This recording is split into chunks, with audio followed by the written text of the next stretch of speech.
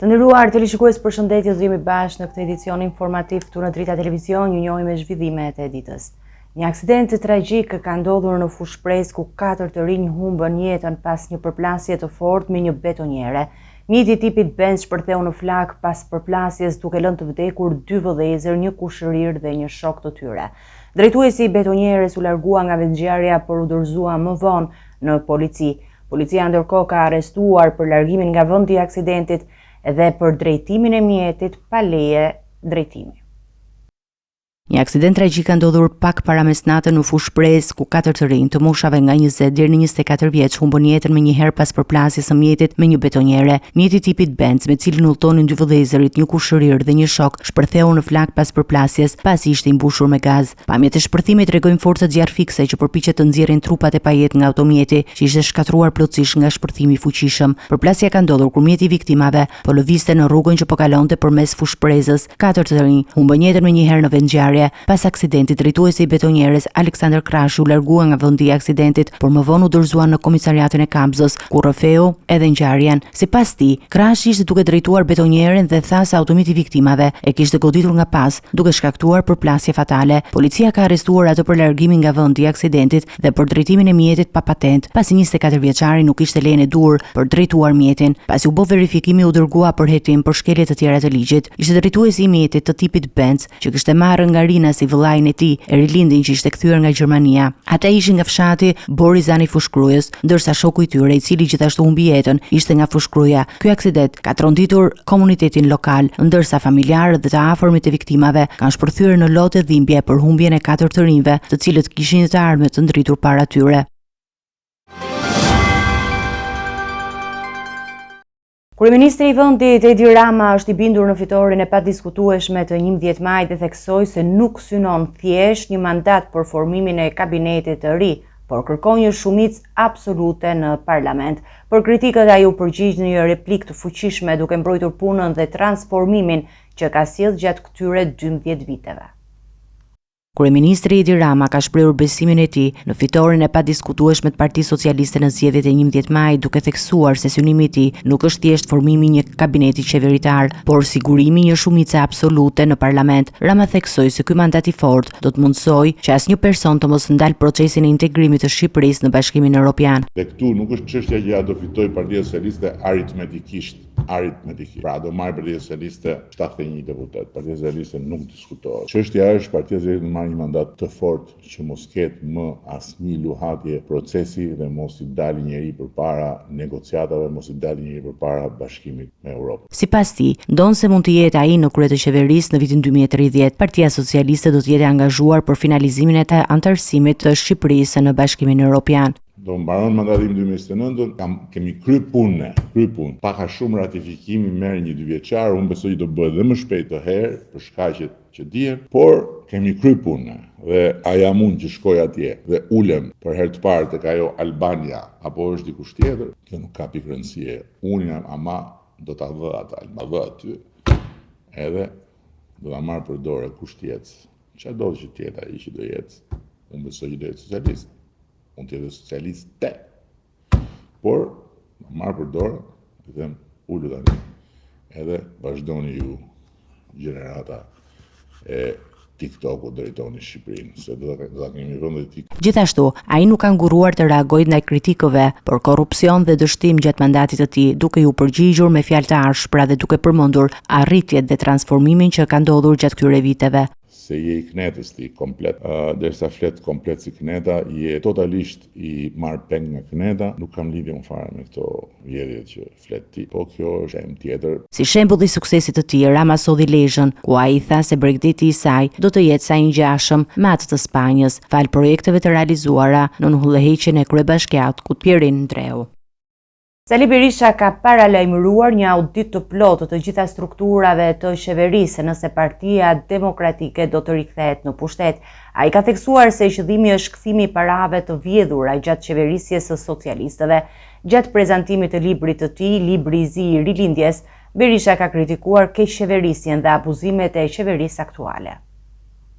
Sali Berisha paralajmëroi një audit të tipit Elon Musk në të gjitha strukturat e qeverisë nëse Partia Demokratike dhe aleatët do të kthehen në pushtet pas zgjedhjeve të 11 majit. Qëllimi sipas Kryedemokratit do të kthimi te shqiptarët i parave, që sipas tij janë të vjedhura nga keqeverisja e socialistëve. Që nuk ishte mëkati dhe krimi që i dënonte ofiqarët e lartë, kishte vetëm një arsye: besnikëria ose jo ndaj diktatorit.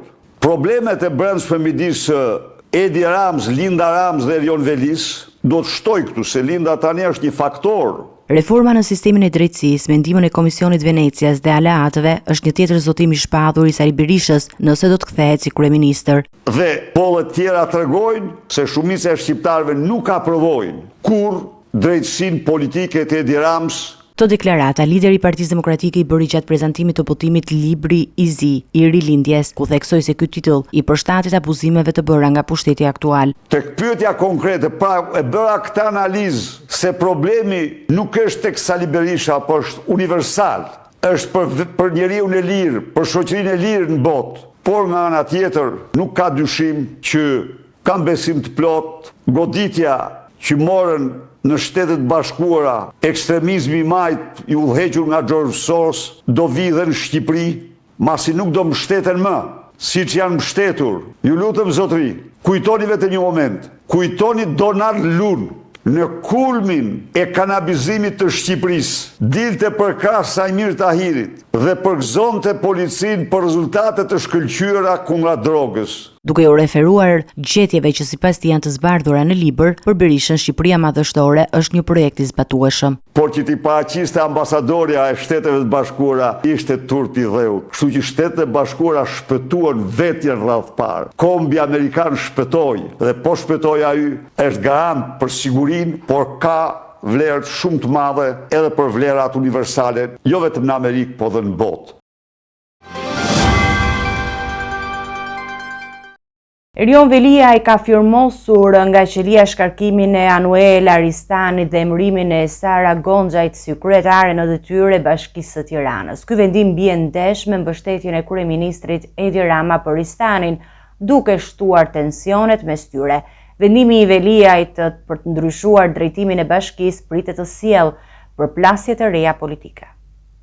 Në një lëvizje të papritur, Erion Velia i ka firmosur nga qelia një urdhër për shkarkimin e Anuel Aristanit nga posti i kryetares së komanduar Bashkisë së Tiranës dhe emërimin e Sara Gonxhait si pasuese të saj. Vendimi është marrë me 18 mars dhe urdhri hyn në fuqi me 19 mars 2025, duke shfuqizuar një dokument të mëparshëm të datës 14 shkurt që i kishte deleguar kompetencat Aristanit. Ky zhvillim përkeqëson tensionet mes Veliait dhe kryeministrit Edi Rama, i cili kishte shfaqur mbështetje për Aristanin në mënyrë të hapur. Rama, një ditë pas arrestimit të Veliait me 11 shkurt, ishte me Aristanin dhe drejtues të tjerë të bashkisë duke sinjalizuar mbështetjen e tij për drejtimin e kryeqytetit. Për më tepër, në javët pasuese, ai u shfaq disa herë në aktivitete dhe inspektime në krah të saj. Vendimi i Veliait për të ndryshuar drejtimin e Bashkisë së Tiranës rrit më tej pasigurinë institucionale dhe përplasjet politike brenda mazhorancës, ndërkohë mbetet e paqartë se cili do të jetë reagimi i qeverisë dhe nëse do të ketë ndërhyrje të tjera për të stabilizuar situatën.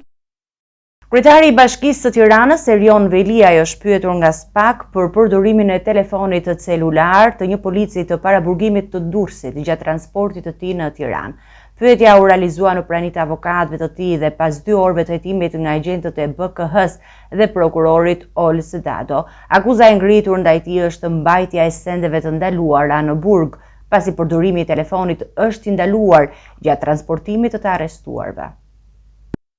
Kryetari i Bashkisë së Tiranës, Erion Velia, është pyetur këtë të njëjtë nga SPAK për përdorimin e telefonit celular të një polici të paraburgimit të Durrësit, ndërsa ai ishte në transport për të marrë pjesë në një seancë gjyqësore në gjykatën e posaçme në Tiranë. Hetimi u realizua në praninë e avokatëve të tij, Artur Selmani dhe Ermir Beta, dhe zgjati 2 orë, gjatë të cilave Veliaj është marrë në pyetje nga agjentët e BK-s dhe prokurori Ols Dado. Sipas burimeve, akuzat janë të lidhura me faktin që përdorimi i telefonit nga një arrestuar është ndaluar dhe ky përdorim i telefonit është zbuluar përmes përgjimeve të celularit të një tjetër personi, Ajola Xoxa. Velia, i cili është në paraburgim që nga 12 shkurti, akuzohet për korrupsion pasiv dhe pastrim parash, ndërsa hetimet po vazhdojnë për një përfshirje pasurie. Përveç tij, edhe bashkëshortja e tij, si dhe 5 biznesmen të tjerë janë në hetim për lidhje me këto akuza.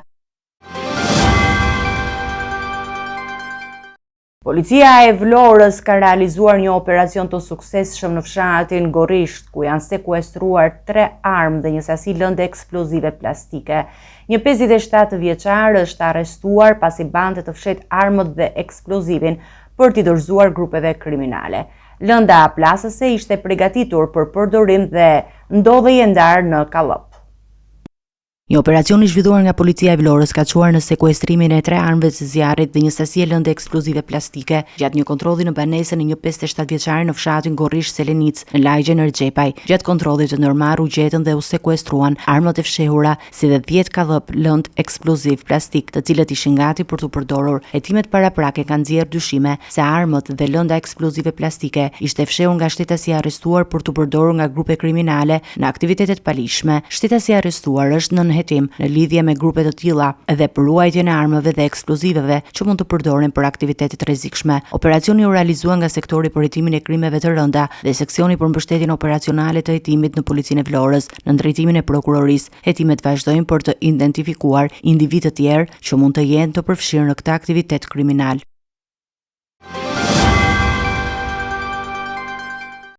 Në seancën e SI-tes në GJKO, bashkëpunëtori i drejtësisë Nuredin Dumani ka zbuluar detaje të reja lidhur me dosjen plumbiar. Dumani ka treguar se ka pasur njohje me Enrik Hoxhajin përmes Festim Gjolit dhe ka folur për vrasjen e komisarit Drita Lamaj. Ai ka zbuluar gjithashtu se ishte pjesë e një plani vrasësie në Durrës, ku do të përfshinte persona të tjerë si Elio Bitri dhe Klevi Salla. Gjatë seancës së kësaj të në GJKO, bashkëpunëtori i drejtësisë Nuredin Dumani ka dhënë një rrëfim të detajuar lidhur me dosjen plumbiar, duke zbuluar lidhje të reja dhe përfshirje të individëve të njohur në aktivitetet kriminale. Dumani ka shpjeguar se e ka njohur Enrik Hoxhajin përmes Festim Qolit dhe ka diskutuar me të për vrasjen e komisarit Dritan Lamaj, duke shprehur kënaqësi kur ka marrë vesh për vrasjen e tij. Në rrëfimin e tij, Dumani ka theksuar se ishte i përfshirë në një tjetër plan vrasje në Durrës, ku ishin përfshirë emra të tjerë si Elio Bitri dhe Klevi Salla. Për vrasjen e Elvis Dedës, Festim Qoli ka qenë në kërkim. Në takimin me Semeje dhe Enrik Hoxhajt në Tiranë, kemi folur për atentatin që do të ndodhte. Herën e dytë që u takuam, unë dhe Festimi, erdhëm në Tiranë në blok, aty ku jetonte Enriku. Shkuam tek një dyqan pas Tajvanit ku shiteshin telefona të inkriptuar. I dhash 5.000 euro Enrikut për telefonin. Më tha se do të më jepte 95.000 euro për vrasjen e Dorian Shkozës në Durrës. Personi tjetër ishte Elio Bitri. I kisha vënë në dieni Enrikun. Elio si premtova 35.000 euro. Të përfshirë në këtë vrasje isha unë, Klevi Salla dhe Aslan Plaku. Më teja i foli edhe për njohjen me Florenc Shapajn, kur tha se ky i fundit i kishte dhënë makinën e përdorur në atentatin e Dorian Shkozës. Dumani tha më tej se ka folur disa herë në aplikacion Sky me Çapjan. Dëshmi kjo e cila ka tensionuar situatën në seancë, pasi njëri nga të pandehurit, Enver Diva, tha se kishte prova që Nuredin Dumani do të fuste në burg të gjithë shokët e Talo Çelës. Dëshmia e shkaktoi irritim të Enver Divës. Un kam një provë timen që ky do të fusë në burg të gjithë shokët e Talos. Unë e kam të incizuar me fakte dhe prova që gjyqtar dhe deputet kanë ardhur për takuar Nuredin Dumanin. Janë 120 minuta incizim. Apeli i GJKO-s ka konfirmuar masën e arrest në burg për 3 pandehurit, Safet Bajri, Behar Bajri dhe Asmer Bilali, të akuzuar për vrasjen e Fatbar Dlicit në vitin 2018. Gjatë seancës, Safet Bajri mohoi lidhjet me ngjarjen, duke deklaruar se kishte qenë në një diskotek dhe restorant peshku në ditën e vrasjes. Megjithatë, gjykata vendosi ta mbajë në burg 3 akuzuarit, duke theksuar se përgjimet të dëshmuan përfshirjen e tyre në krim.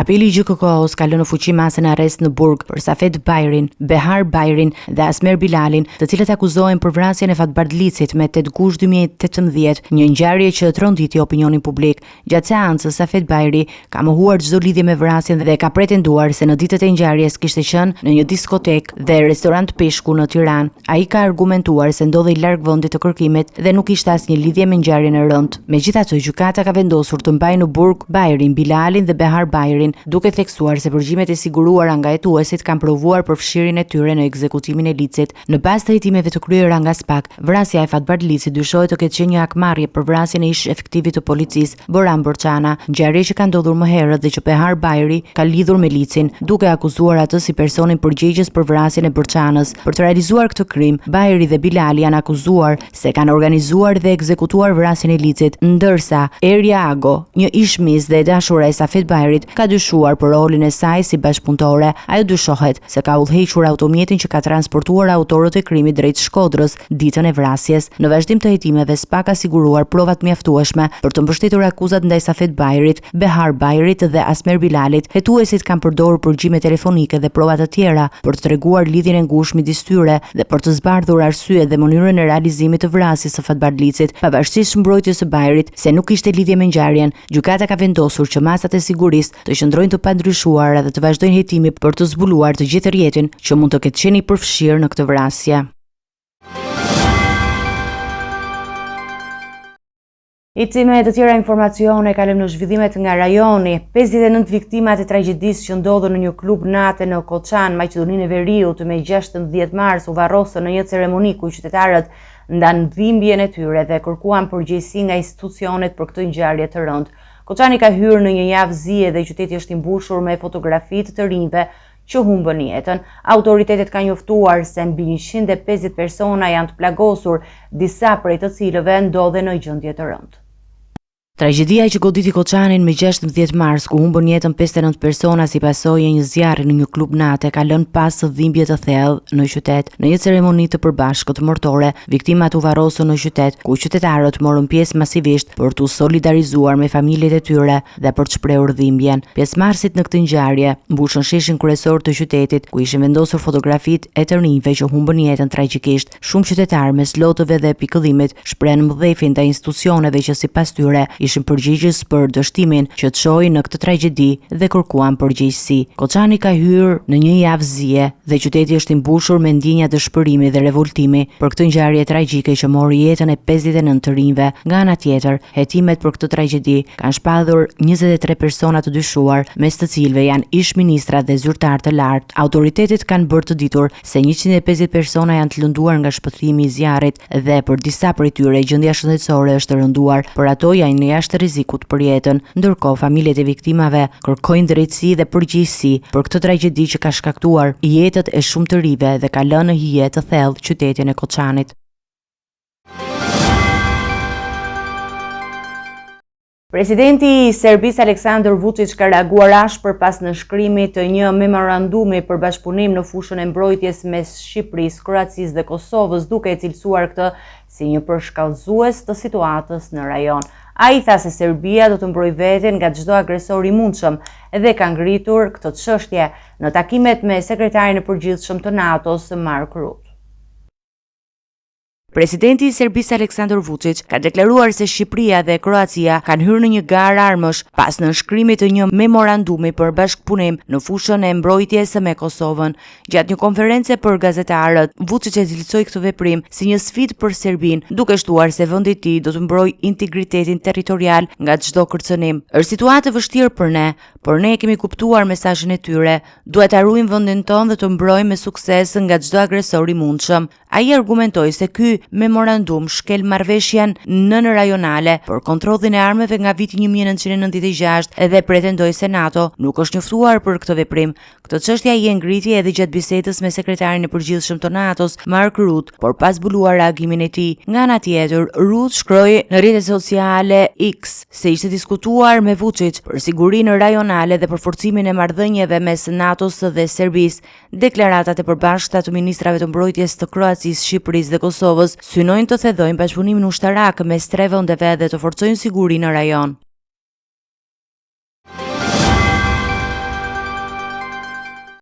Dhe me zhvillimet nga bota, liderët e Bashkimit Evropian mblidhen këtë të njëjtë dhe të premte në Bruksel për të diskutuar mbi mbështetjen ushtarake dhe financiare ndaj Ukrainës. Samiti vjen në një moment kur administrata Trump po përpiqet të ndërmjetësojë një marrëveshje paqe mes Kievit dhe Moskës, një lëvizje që Bashkimi Evropian e refuzon nëse cënon interesat ukrainase.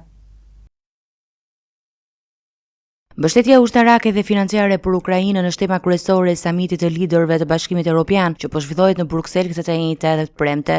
Diskutimet po zhvillohen për një kohë kur Shtetet e Bashkuara të Amerikës në administratën Trump po shtyjnë për një marrëveshje paqeje mes Kievit dhe Moskës, duke mos përjashtuar mundësitë që ajo të ketë kosto për Ukrainën, një opsion i refuzuar kategorikisht nga BE-ja. Samiti synon të gjejë mënyra për të mbushur bërshllëkun e lënë nga SBA-ja me mbështetje e armatime dhe fonde për Ukrainën, por sfida kryesore mbetet arritja e një konsensusi mes vendeve anëtare pasi shteti si Hungaria pritet që të kundërshtojë ndihmën ushtarake për Kievin. Presidentja e Komisionit Evropian, Ursula von der Leyen, e cilëson këtë një moment vendimtar për Europën, ku do të diskutohet se si mund të arrihet një paqe e drejtë dhe e qëndrueshme. Ndërkohë, samiti zhvillohet në një moment kur Vladimir Putin ka rënë dakord për një ndalim 30 ditor të sulmeve ndaj infrastrukturës energjetike të Ukrainës, pas një bisede telefonike me Donald Trump më herët gjatë javës. Të paktën 58 palestinezë u vranë në sulmet ajrore izraelite në Gaza gjatë natës dhe mëngjesit të së njëjtës. Bombardimet shënjestruan shtëpi të banuara duke vrarë burra, gra dhe fëmijë teksa flinin. Izraeli filloi operacionin ushtarak pas prishjes së armpushimit, duke akuzuar Hamasin për refuzimin e një marrëveshje të re. Ndërkohë, Hamasi kërkon një armpushim të qëndrueshëm dhe tërheqjen e plotë të Izraelit nga Gaza. Të paktën 58 palestinezë janë vrarë si pasojë e bombardimeve izraelite në rripin e Gazës gjatë natës dhe mëngjesit të së njëjtës, sipas raportimeve nga 3 spitale lokale. Sulmet ajrore u përqendruan në zonat e banuara duke goditur shtëpitë e civilëve në mesnatë dhe shkaktuar viktima në mesin e grave dhe fëmijëve. Vetëm të martën më shumë se 400 palestinezë humbën jetën, sipas Ministrisë së Shëndetësisë në Gaza, ndërsa sulmet e fundit kanë rënduar edhe më tej situatën humanitare në territorin e rrethuar. Një nga goditjet më të rënda ndodhi pranë qytetit Han Yunis, afër kufirit me Izraelin, ku një shtëpi u shkatrua plotësisht duke vrarë të paktën 16 persona. Mes viktimave ishte një baba me 7 fëmijë, si dhe prindërit e një foshnje 1 muajshe, e cila mbijetoi bashkë me gjyshërit. Spitali Evropian, i cili ndodhet pranë zonës, konfirmoi pranimin e trupave të pajetë të viktimave. Ushtria izraelite kishte urdhëruar evakuimin e banorëve në fillim të javës, por shumë familje kishin mbetur ende në shtëpitë e tyre për shkak të mungesës së strehimit dhe sigurisë. Izraeli filloi bombardime të martën, duke e prishur armëpushimin që kishte ndalur përkohësisht luftimet dhe kishte ndihmuar në lirimin e disa dhjetra pengjeve. Qeveria izraelite e fajson Hamasin për rifillimin e konfliktit, duke deklaruar se grupi militant nuk e pranoi një propozim të ri për armëpushim. Ndërkohë, Hamasi ka deklaruar se do të lirojë pengjet e mbetura vetëm në këmbim të një armëpushimi të qëndrueshëm dhe tërheqjes së plotë të Izraelit nga Gaza. Përveç bombardimeve, Izraeli ka ndërprerë furnizimin me ushqim, karburant dhe ndihmë humanitare për rreth 2 milion palestinezë që ndodhen në Gaza, duke përkeqësuar më tej krizën humanitare në territorin e rrethuar.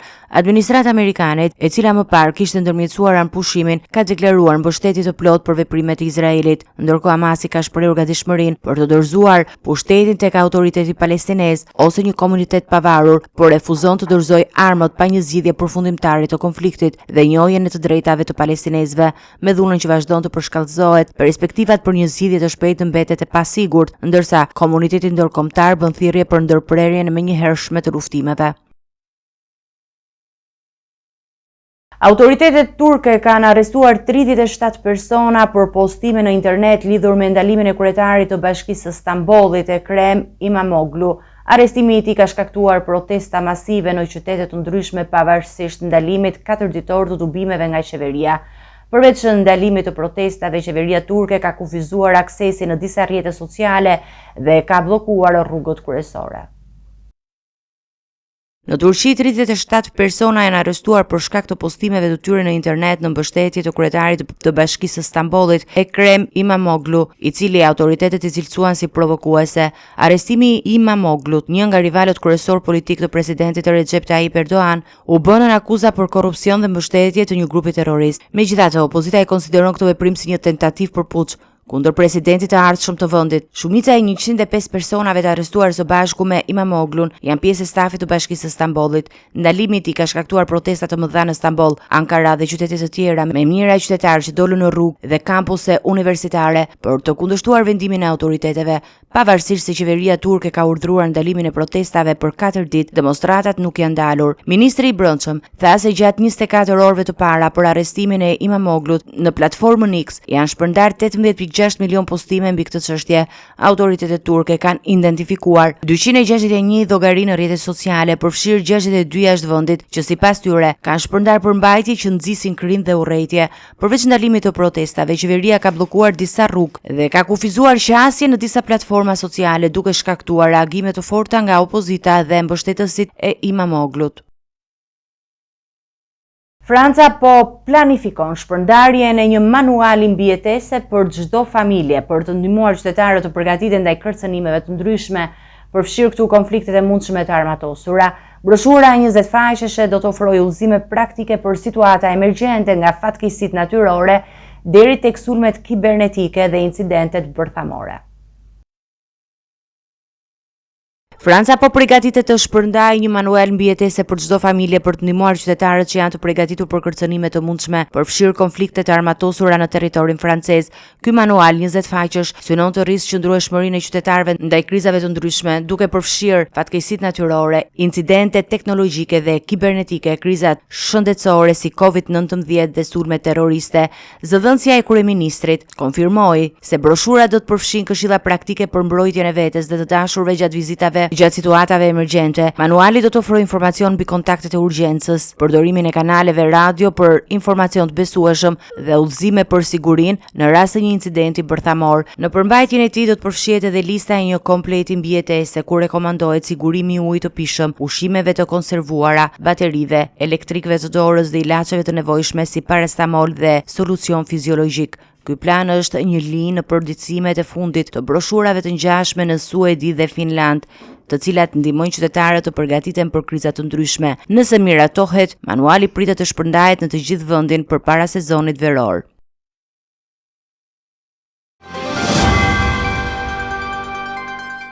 Të nderuar televizikues, do të jemi me parashikimin e motit. Territori shqiptar më 20 e 1 mars 2025 do të karakterizohet nga kushte atmosferike të qëndrueshme, duke sjellë një ditë me kthjellime dhe diell. Temperatura minimale parashikohet të jetë 4 gradë Celsius, ndërsa temperatura maksimale pritet të arrijë 18 gradë Celsius. Era do të fryjë nga jugperëndimi me një shpejtësi maksimale prej 5 metra për sekond, duke shkaktuar dallgëzim deri në 2 ballë. Temperaturat minimale dhe maksimale për disa qytete kryesore të Shqipërisë janë si më poshtë. Shkodër, 6 deri në 19 gradë Celsius. Kukës, 5 deri në 19 gradë. Peshkopi, 5 deri në 19 gradë Celsius. Tiranë, 4 deri në 18 gradë Celsius. Durrës, 4 deri në 18 gradë. Kavaj, 4 deri në 18 gradë Celsius. Elbasan, 4 deri në 18 gradë Celsius. Berat, 4 deri në 19 gradë. Korç, 1 deri në 16 gradë Celsius. Vlorë, 4 deri në 18 gradë. Gjirokastër, 4 deri në 19 gradë Celsius. Sarand, 4 deri në 18 gradë Celsius. Territori i Kosovës më 20 e 1 mars 2025 parashikohet të ketë mod të qëndrueshëm me kthjellime dhe diell gjatë gjithë ditës. Temperatura minimale do të jetë 1 gradë Celsius, ndërsa ajo maksimale pritet të arrijë 17 gradë Celsius. Era do të fryjë kryesisht nga juglindja me një shpejtësi maksimale deri në 5 metra për sekond. Temperaturat minimale dhe maksimale të parashikuara për disa qytete kryesore të Kosovës janë si vijon. Mitrovic, 1 deri në 17 gradë Celsius. Podujev, 1 deri në 18 gradë. Skenderaj, 0 deri në 15 gradë Celsius. Pej, 1 deri në 17 gradë Celsius. Prishtinë, 0 deri në 15 gradë. Gjakov, 0 deri në 16 gradë Celsius.